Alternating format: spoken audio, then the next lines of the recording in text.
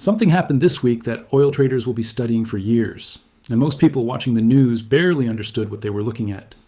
The President of the United States did not just announce another round of strikes on Iran. He announced that the United States is now, in his own words, the guardian of the Strait of Hormuz, and that starting immediately, every single cargo ship passing through one of the most important waterways on the planet would owe the U.S. government a fee of 20% of everything on board. Not a security surcharge measured in thousands of dollars, 20% of the value of the cargo itself. For a single fully loaded oil supertanker, that number lands somewhere around $30 million for one ship, for one trip through one stretch of water. Within minutes of that announcement, oil markets did exactly what you would expect. They spiked. Hard.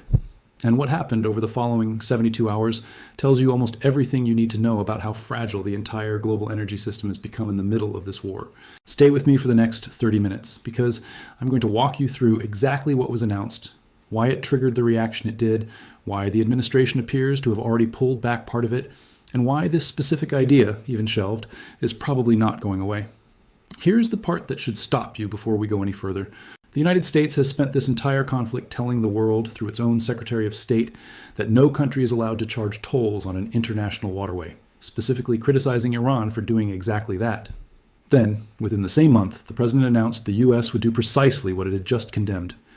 That contradiction alone is worth understanding in detail, because it tells you something important about how far the normal rules of this conflict have already bent.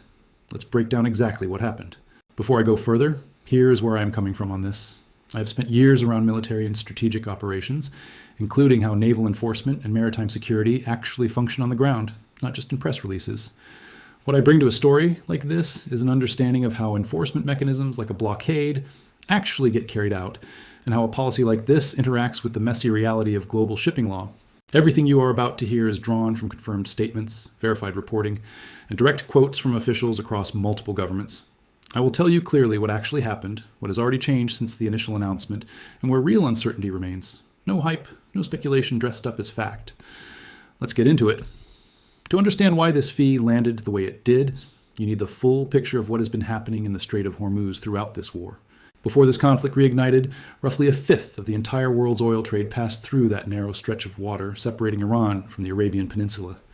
When hostilities escalated, Iran effectively choked the strait, slowing tanker traffic to a trickle, and, according to people familiar with shipping in the region, charging its own informal fees to vessels willing to risk the passage, reportedly around $2 million per voyage, on an ad hoc basis for a large crude carrier, a small fraction of the cargo's total value. The United States, along with allied navies, has spent weeks trying to force that corridor back open through direct military pressure, strikes on Iranian coastal missile batteries, and repeated confrontations with the fast attack boats Iran has used to harass shipping. That is the backdrop the President's announcement landed on top of, a waterway that has already been a genuine war zone for months, with a fragile trickle of traffic barely moving through it. That backdrop matters because it explains why the administration felt it had leverage to attach a price tag to something as fundamental as freedom of navigation. American and allied forces have been the ones absorbing the cost in ships, personnel, and repeated strikes of trying to keep that waterway functional at all. From inside the White House, the logic being floated was straightforward. If the United States is doing the dangerous, expensive work of keeping the strait open for the entire world's shipping, including nations that contribute little to that effort themselves, then charging those beneficiaries directly is simply a matter of fairness, the exact word the President himself used in his announcement. Whether the rest of the world would accept that logic, or view it as an entirely different thing dressed up in fair language, is exactly what played out over the following 72 hours. Now let's get into exactly what was announced, because the specifics here matter enormously. On a Monday that oil traders will not forget anytime soon, the President posted that the United States was reinstating what he called the Iranian blockade, explicitly framed as targeting only ships tied to Iran, while declaring the strait itself open and would remain open, with or without Iran's cooperation.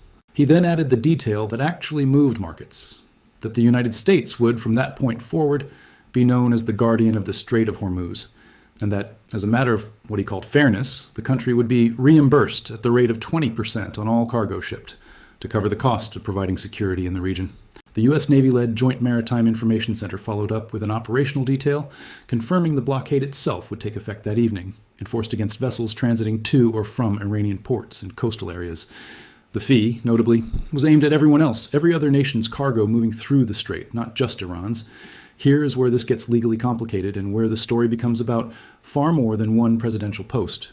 The Strait of Hormuz is classified under international maritime law as an international waterway, and the United States itself has never ratified the UN Convention on the Law of the Sea, the treaty framework that governs exactly this kind of transit passage. That created an immediate and awkward problem. No formal legal mechanism exists for a single country to unilaterally impose a toll on international shipping through a strait it does not fully control, and multiple maritime law experts said as much within hours of the announcement. It was not immediately clear, even inside the administration, how or under what authority these fees would actually be collected, whether from ship owners directly, insurers, or the governments whose flags the vessels sail under. The White House did not release additional details on administration, and it was unclear whether the plan had even been communicated in advance to the very Gulf allies whose ports and waters this fee would directly affect. That legal gray zone is not a minor technicality either. Whether the United States has formally ratified the underlying treaty or not, the broader principle that vessels retain a right of transit passage through international straits, regardless of who patrols the surrounding waters, is treated as settled customary international law by most of the world's maritime nations, the same principle that has kept global shipping lanes broadly open and untaxed for generations, through wars, blockades, and regime changes on every continent. Introducing a unilateral toll, collected by whichever navy happens to have the strongest presence in a given strait at a given moment, does not just create a one-time legal dispute over the Strait of Hormuz. It calls into question a principle every trading nation on Earth has quietly relied on for decades.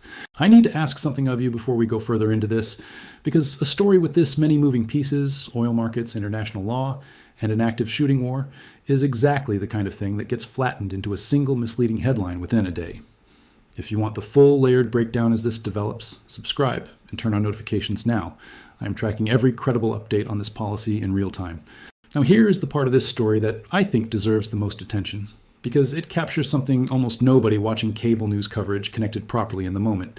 For weeks, America's own top diplomat had been publicly condemning the idea of any nation charging fees on this exact stretch of water. Secretary of State Rubio had said directly that no country is allowed to charge tolls or fees on an international waterway, framing it as settled international law, specifically in response to Iran's own informal charges on shipping through the strait. Then, within the same news cycle as the president's fee announcement, Rubio pivoted to defending the exact same policy he had just spent weeks condemning when Iran did something similar, telling reporters that the principle behind the president's position was sound and that security has a real price attached to it. That is not a subtle inconsistency. That is, the American government publicly reversing its own stated legal position on international shipping law within the span of a single conflict, and the rest of the world noticed immediately. The international reaction arrived fast, and it was not limited to America's usual adversaries. Brazil's president, Lula da Silva, called the plan piracy directly, telling an audience in Sao Paulo that under this proposal, for every ship, the oil owner would have to pay the United States 20%, adding pointedly that this used to be considered piracy. Maritime law scholars quoted across multiple outlets described the plan as illegal by essentially every existing legal framework, warning that it functioned less like a security fee and more like a geopolitical provocation, dressed up in the language of fairness. One maritime analyst, quoted by CBS News, described the move as opening what he called a very dangerous Pandora's box, warning that if the world accepted the principle that a country could charge for use of an international waterway simply because it happened to be operating near it militarily, that precedent would spread across the globe like a contagion, potentially inviting other nations sitting near other choke points, the Suez Canal, the Strait of Malacca, the Bosphorus, to start imposing their own tolls under the same justification. Let's talk about what the markets actually did, because this is the part that connects a Truth Social post directly to what people pay to fill up their car. The moment the announcement hit, Brent crude futures jumped more than 9% in a single session, crossing $83 a barrel, while the U.S. benchmark, West Texas Intermediate, topped $78, levels the market had not touched in weeks. It was, by some measures, Brent's biggest single-day jump since the early days of the COVID oil crash in 2020. Stock indexes fell in the same session, as investors priced in the compounding risk of a new financial mechanism layered on top of an already volatile military conflict. Energy analysts moved quickly to translate the 20% figure into something ordinary people could actually feel. One Washington-based energy consulting firm calculated that a 20% fee, assessed against crude trading around $78 a barrel, would likely add roughly 37 cents to the cost of a single gallon of gasoline in the United States alone, a number that lands directly on household budgets months before an election, where the cost of living was already shaping up to be the defining issue. It is worth sitting with why a single social media post could move a market this large this fast. Oil trading desks do not wait for a policy to be formally implemented before adjusting their positions. They trade on probability and on the range of plausible outcomes, and a 20% fee, even one that might never actually be collected in its announced form, immediately widens the range of costs a shipper has to plan for. Insurance underwriters covering vessels transiting the strait have to price in the possibility of that fee being enforced, even partially, even briefly. Refiners planning months of crude purchases have to hedge against a scenario where landed costs jump overnight. That is why the reaction was instantaneous and global rather than gradual, and it is exactly why energy traders describe headline risk from this specific conflict as one of the defining forces in the oil market this year.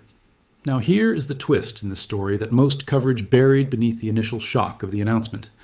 Within about 24 hours, facing direct pushback from Gulf governments, the administration appeared to step back from the plan. According to people familiar with the matter, at least one Gulf Cooperation Council member state reached out directly to the U.S. government seeking clarification on what exactly the president had proposed, a sign that even close regional partners had received no advance warning. Separately, at least one regional government made clear it had not agreed to increase any of its existing security commitments in exchange for having its cargo fees waived, suggesting the administration may have floated some version of a trade, higher regional cooperation in exchange for an exemption without a firm agreement in place. Oil prices actually paired their gains and then rebounded within the same trading session, illustrating just how uncertain the market itself was about whether this fee would ever actually be collected. That whiplash inside a single trading session tells you something important about how markets are actually processing this entire conflict right now. It is not simply pricing in whether a war is happening. It is pricing in the credibility of individual policy statements from a single administration, sometimes hour by hour. A market that can shrug off part of a 9% single-day jump within the same session, based purely on signs that the policy behind it might already be softening, is a market that has learned, through repeated experience in this exact conflict, that dramatic announcements and eventual implementation do not always match. That does not make the initial spike meaningless. It means every actor in this market, from tanker owners to refiners to national governments, is now operating with a shorter trust horizon on official statements than they would in a calmer geopolitical environment. Here is the hard truth, and I think this is the point where a lot of coverage either overstates or understates what actually happened. As of the most recent reporting, the administration does appear to have shelved the 20% fee, at least in its original form, after the wave of pushback from Gulf partners and the immediate outcry over its legality. That does not mean the idea is dead. The president has floated some version of a U.S. collected fee for securing the strait since as early as April, well before this specific announcement, and at least one prominent senator publicly voiced support for exactly this kind of reimbursement mechanism last month. That history tells you this is not a one-off impulsive post that will simply vanish. It is a policy idea the administration has returned to more than once, shelved under pressure and left sitting on the shelf rather than fully discarded. Which means the honest answer to what happens next is that nobody, including people inside the administration, can tell you with certainty whether some revised version of this fee, smaller, renegotiated, tied to specific security guarantees from Gulf states, resurfaces in the coming weeks. Let's talk about why this particular episode matters far beyond the specific 20% number, because the deeper issue here is about precedent, and precedent is the kind of thing that outlives a single news cycle. The entire global shipping system depends on a shared, if occasionally contested, understanding that vessels have a right of transit passage through international straits without being taxed simply for passing through waters that happen to sit near a powerful country's military presence. If the United States, the single largest guarantor of open sea lanes since the end of the Second World War, establishes that it can charge a toll on an international waterway simply by declaring itself its guardian, that is not a precedent that stays contained to the Strait of Hormuz. Every other government sitting near a global choke point, the countries bordering the Suez Canal, the states along the Strait of Malacca, the nations flanking the Bosphorus, now has a real-world example to point to the next time they consider doing the exact same thing. That is precisely the warning multiple maritime law experts raised within hours of the original announcement. And it is why governments with no direct stake in the Iran conflict itself, Brazil among them, felt compelled to publicly weigh in. Consider how this could play out over a longer horizon if it does eventually stick in some form. A single successful precedent does not need to be copied immediately to matter. It simply needs to exist, sitting on the record. The next time a government facing its own budget pressure looks at a strait or canal near its coastline and asks why it should not be charging exactly the fee the United States charged first. International law often moves less through formal treaties than through accumulated precedent and quiet acquiescence. one country testing a boundary, the world objecting loudly but ultimately adjusting to the new normal, and the next country pushing the boundary slightly further. That is the exact process multiple experts warned about when they used the word contagion, and it is why this story, even in its shelved current form, is being watched closely by government, trade, and shipping ministries that have absolutely nothing to do with Iran. There is also an uncomfortable irony sitting at the center of this entire episode that is worth stating plainly. Iran had been criticized throughout this conflict by the same American officials now defending a 20% fee for charging informal tolls to ships willing to risk passage through waters it partially controls, reportedly around $2 million per large tanker, which by some estimates works out to roughly 1% of the cargo's total value. The fee the United States floated was, by comparison, an order of magnitude larger as a share of cargo value, applied not to an adversary's shipping, but to the entire world's, including the very allies the U.S. has been defending throughout this war. Whatever the strategic logic behind it, that comparison is not one the administration can easily explain away, and it is exactly the kind of detail that governments skeptical of American intentions in this conflict are likely to keep raising up for as long as this idea remains on the table in any form. Now let's zoom out to the bigger picture, because this fee episode did not happen in isolation from the rest of the war, and the broader trajectory of oil prices tells its own story. Even setting the fee controversy aside, crude has been on an extraordinarily volatile ride throughout this entire conflict. Prices briefly neared $120 a barrel earlier this year during an especially intense stretch of fighting, before easing somewhat, only to spike again past $110 a barrel more recently as a deadline for reopening the strait came and went without resolution, with West Texas intermediate briefly touching levels not seen since the immediate aftermath of Russia's invasion of Ukraine in 2022. Some energy analysts have warned that if the strait remains meaningfully closed for an extended period, prices could reach levels this market has never sustained before, with some forecasts floating numbers as high as $200 a barrel in a worst-case scenario. American gasoline prices have already climbed sharply since this war began, pushing well past $4 a gallon in significant parts of the country. Every one of those numbers sits on top of, not separate from, whatever ultimately happens with this specific 20% proposal. Two things before you go, and I want you to actually do them. First, if this breakdown helped you understand something the headlines flattened into a single number, share it with someone trying to make sense of why gas prices keep moving the way they do right now. Second, I want your honest take in the comments. Do you think a revised version of this fee eventually gets implemented once the initial backlash dies down? Or was this always a negotiating position aimed at pressuring Gulf states into other concessions rather than a serious policy the administration intended to fully execute?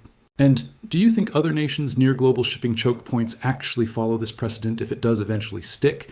Or does international pressure keep that particular Pandora's box closed?